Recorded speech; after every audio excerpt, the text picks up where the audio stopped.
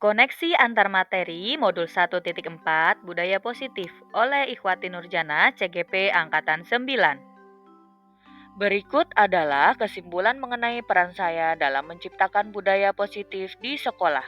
Peran saya dalam menciptakan budaya positif di sekolah yaitu menerapkan konsep disiplin positif, motivasi perilaku manusia, posisi kontrol restitusi, keyakinan sekolah atau kelas, dan segitiga restitusi.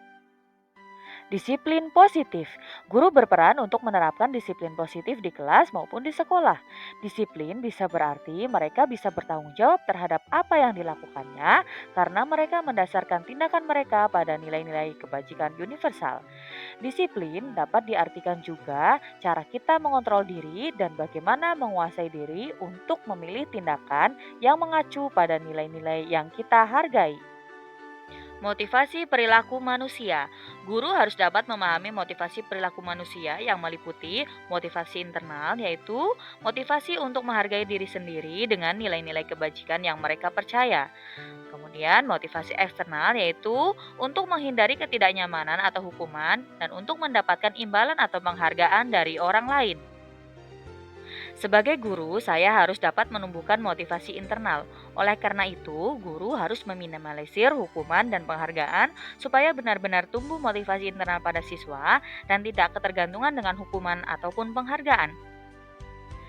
Ada 5 jenis posisi kontrol guru, yaitu sebagai penghukum, sebagai pembuat rasa bersalah, sebagai teman, sebagai pemantau, dan sebagai manajer. Sebagai guru, sebaiknya berperan sebagai manajer.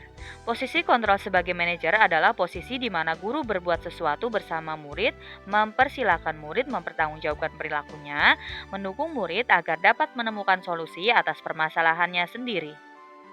Keyakinan kelas. Guru berperan untuk membuat keyakinan kelas.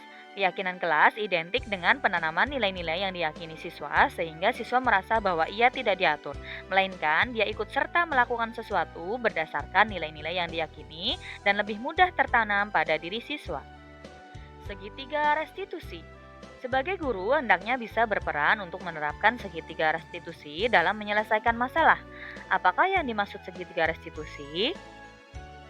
Segitiga restitusi merupakan proses untuk menciptakan kondisi bagi murid untuk memperbaiki kesalahan mereka, sehingga mereka bisa kembali pada kelompok mereka dengan karakter yang lebih kuat.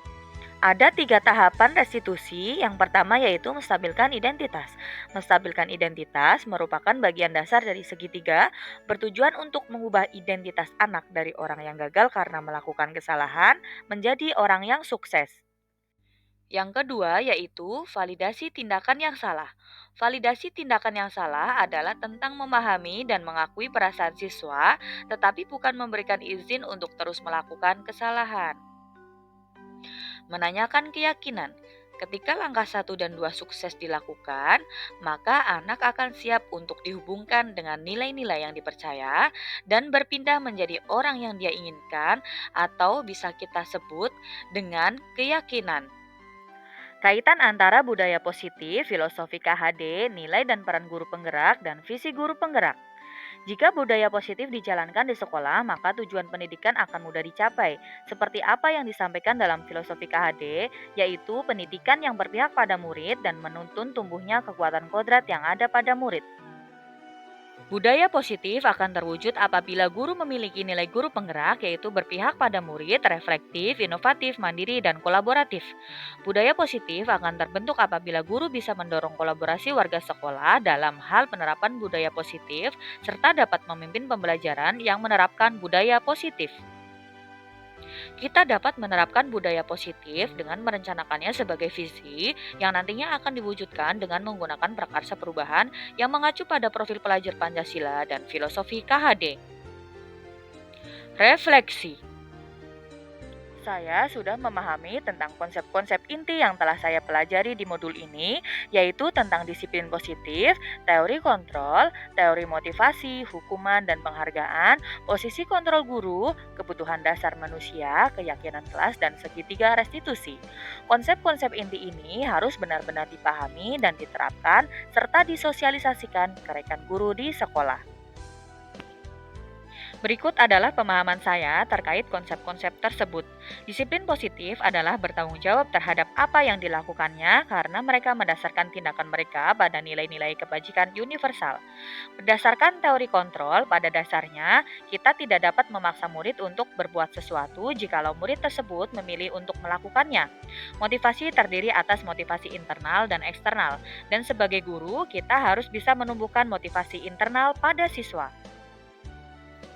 Hukuman dan penghargaan tidak efektif untuk membentuk karakter siswa karena hukuman dapat menyakiti siswa dan penghargaan akan menurunkan kualitas siswa. Guru hendaknya memposisikan diri pada posisi kontrol sebagai manajer, di mana guru berbuat sesuatu bersama dengan murid, mempersilahkan murid mempertanggungjawabkan perilakunya, mendukung murid agar dapat menemukan solusi atas permasalahannya sendiri. Ada 5 kebutuhan dasar manusia yang harus guru pahami, yaitu kebutuhan bertahan hidup, kasih sayang dan rasa diterima, penguasaan, kebebasan, dan kesenangan. Keyakinan kelas identik dengan penanaman nilai-nilai yang diyakini siswa, sehingga siswa merasa bahwa ia tidak diatur, melainkan dia ikut serta melakukan sesuatu berdasarkan nilai-nilai yang diyakini dan lebih mudah tertanam pada diri siswa. Segitiga restitusi merupakan proses untuk menciptakan kondisi bagi murid untuk memperbaiki kesalahan mereka sehingga mereka bisa kembali pada kelompok mereka dengan karakter yang lebih kuat. Hal-hal yang menarik untuk saya dan di luar dugaan adalah ketika saya mempelajari tentang motivasi perilaku manusia. Untuk menumbuhkan motivasi internal, seorang guru harus meminimalisir penghargaan dan hukuman. Penghargaan hanya dapat berdampak negatif pada siswa seperti ketergantungan pada penghargaan, menurunkan kualitas, dan menurunkan kreativitas. Sedangkan pemberian hukuman akan dapat menyakiti hati siswa serta tidak efektif untuk penanaman karakter siswa. Perubahan yang terjadi pada cara berpikir saya dalam menciptakan budaya positif di kelas adalah yang pada awalnya saya berpikir bahwa penghargaan adalah penyemangat untuk siswa, ternyata sebaliknya. Penghargaan hanya akan membuat siswa ketergantungan dan mengurangi kualitas siswa. Oleh karena itu, saya menghindari pemberian hadiah. Selain itu, dalam menangani masalah, saya harus belajar untuk membiasakan penerapan segitiga restitusi. Pengalaman yang pernah saya alami terkait penerapan konsep-konsep inti dalam modul budaya positif, baik di lingkup kelas maupun di sekolah, adalah membuat keyakinan kelas, menerapkan cara untuk menimbulkan motivasi internal pada siswa, dan menerapkan segitiga restitusi saat menangani masalah. Perasaan saya ketika mengalami hal-hal tersebut adalah saya merasa termotivasi untuk selalu memperbaiki pola pikir serta sikap saya dalam menangani berbagai hal, yaitu dengan cara menerapkan budaya positif pada diri saya sendiri terlebih dahulu untuk kemudian disosialisasikan ke orang lain. Terkait pengalaman dalam penerapan konsep-konsep tersebut, hal yang sudah baik adalah mulai tertanam motivasi internal pada siswa. Yang perlu diperbaiki adalah yang sebelumnya saya tidak menempatkan diri pada posisi kontrol sebagai manajer. Setelah saya mengetahui teori posisi kontrol, sebaiknya menempatkan diri pada posisi sebagai manajer.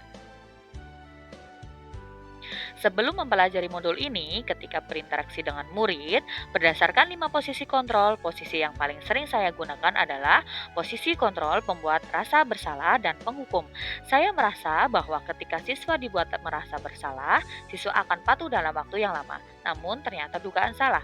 Ketika menempatkan diri pada posisi sebagai penghukum, saya merasa bersalah karena saya memberikan hukuman yang mungkin menyakiti siswa. Setelah saya mempelajari modul ini, posisi yang saya pakai adalah posisi kontrol sebagai manajer. Saya merasa lebih tenang ketika memposisikan diri sebagai manajer. Perbedaan yang saya rasakan dari sebelumnya adalah saya menjadi lebih bisa mengelola emosi dan siswa menjadi lebih menyadari akan tanggung jawabnya. Sebelum mempelajari modul ini, saya baru menerapkan sebagian dari tahapan segitiga restitusi. Tahap yang sudah saya praktikkan adalah tahapan kedua, yaitu memvalidasi tindakan yang salah, yakni dengan menanyakan kepada siswa apa alasan yang membuat ia melakukan kesalahan. Selain konsep-konsep yang disampaikan dalam modul ini, hal-hal penting untuk dipelajari adalah bagaimana cara berkolaborasi dengan semua warga sekolah dan orang tua untuk menciptakan budaya positif baik di kelas, di sekolah, maupun di rumah, sehingga budaya positif akan terus tertanam pada semua warga sekolah dimanapun berada. Demikian dari saya dan saya ucapkan terima kasih.